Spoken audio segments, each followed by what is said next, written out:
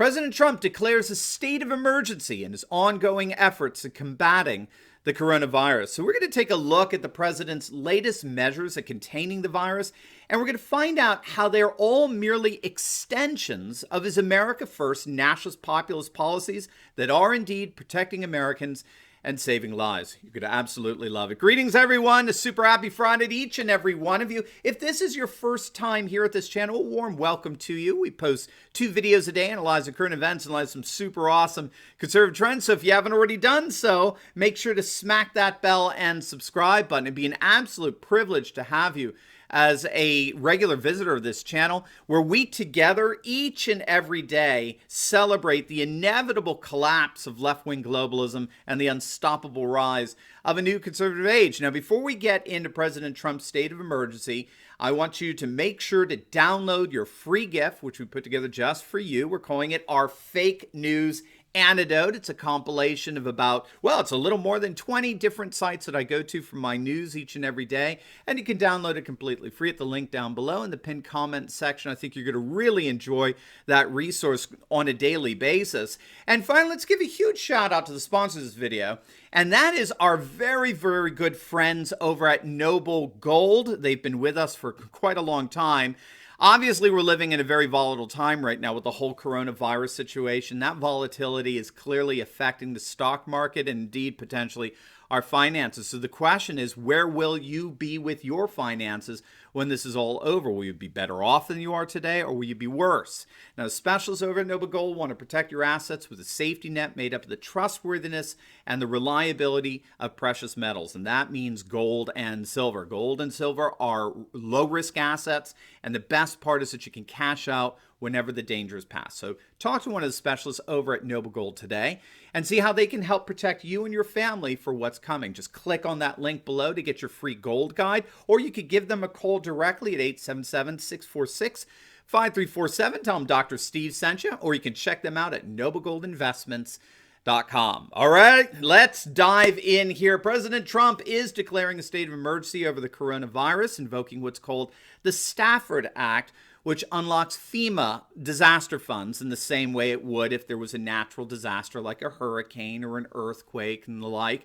That puts into full force the full weight of federal funding, which will allow states to have access to more than $42 billion in the Disaster Relief Fund. Now, all of this comes on the heels of his 30-day travel ban to Europe, which is much needed given how the World Health Organization is seeing Europe now as sort of the new ground zero for the coronavirus. You know, if only those borders were secured the way Matteo Salvini in Italy has done, or Viktor Orban in Hungary has implemented, if only that was the case throughout the entire continent, you have to wonder how much more effectively this pandemic could have been contained in Europe. But alas, Trump has instituted a 30-day travel ban.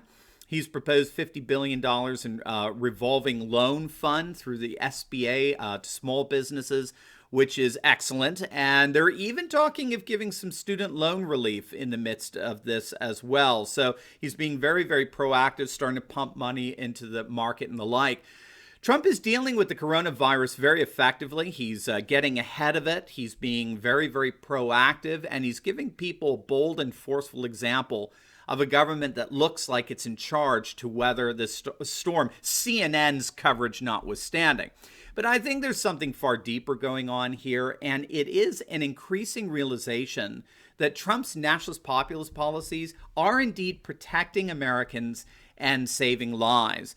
Much of what Trump is doing in response to this coronavirus crisis is simply an extension of policies that he already has in place by default of his nationalist populist agenda. And I'm thinking of 2 default policies in particular. First, as it turns out, Trump's wall, I'm going to put up quotations around it because it's much more than just a physical structure. It is that, but it's also a set of administrative regulations that have made migration practices increasingly difficult. This wall, both visible and invisible, has become a godsend in this pandemic crisis. For example, one of the things that Trump has instituted has been a very strict vetting process of people who want to enter the country. Now, you remember what he called Haiti a couple of years ago, right? Trump has made it increasingly difficult for migrants to enter the country to work or even visit family. He slashed the refugee limit to a historic low of under 30,000 people allowed to resettle in the United States. There were 0 entering back in October. Trump got a big victory in court recently, which allowed him to legitimately reject green card applicants who are on public assistance and migrant applications of those who would likely end up on welfare. It's technically known as a form of welfare chauvinism. And the big one, of course, is the travel ban. The original travel ban was against travelers like from Chad and Iran, Libya, Somalia, Syria, Yemen, right when he took office.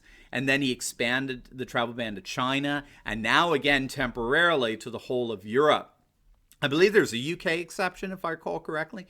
So what's important here is that Trump's effective fighting of the coronavirus is very much linked to policies that he's already had in place, and this just involves merely expanding them. I don't know if you saw that crying Chuck Schumer got caught flat-footed on this one. When Trump first imposed the travel ban on China, Schumer tweeted out that the ban was premature and impulsive and more motivated by Trump's ongoing xenophobic war against immigrants. Again, it's beyond comprehension to me how the Democrats think they're going to come out ahead on this one by constantly invoking racism. I'm speechless on how they think any cognitively aware person, anyone with a semblance of cognitive skill above Joe Biden's, could possibly be swayed by such racially freaked out rhetoric. I have absolutely no clue. But alas, this is what Trump's, he's in the driver's seat in all of this. His policies have put him well ahead of the curve in the midst of this pandemic outbreak. Secondly, it's not just the wall, both visible and invisible. It's also President Trump's nationalist populist trade policies.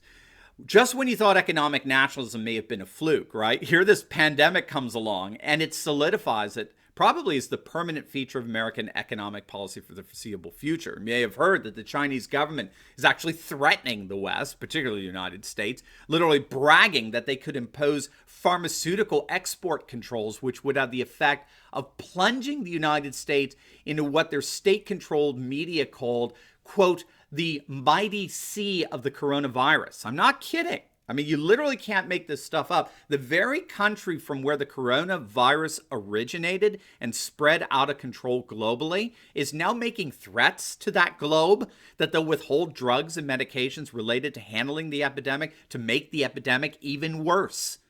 I mean, and this is precisely the rationale for why economic nationalism is needed. There is no possible globalist response to that one.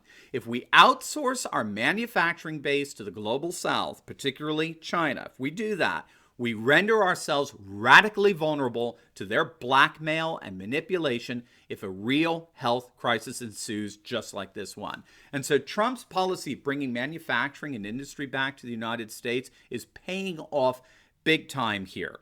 If he can, and this particularly with drug manufacturing, if he can institute that here in the United States, that's just icing on the cake.